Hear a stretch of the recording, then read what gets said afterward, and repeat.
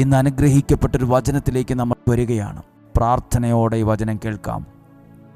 നിയമാവർത്തന പുസ്തകം 6-ാം അധ്യായം 3-ാമത്തെ വാക്യം.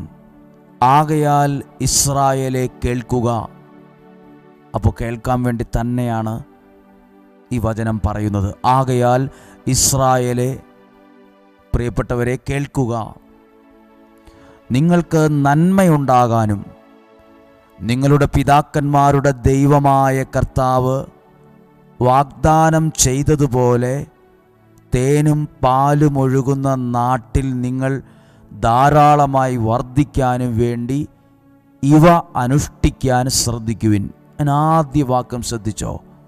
നിങ്ങൾക്ക് നന്മയുണ്ടാകാൻ, നിങ്ങളുടെ കുടുംബത്തിൽ നന്മയുണ്ടാകാൻ, നിങ്ങളുടെ കുടുംബജീവിതം നന്മയാകാൻ, നിങ്ങളുടെ ആരോഗ്യം നിങ്ങൾക്ക് നന്മയാകാൻ,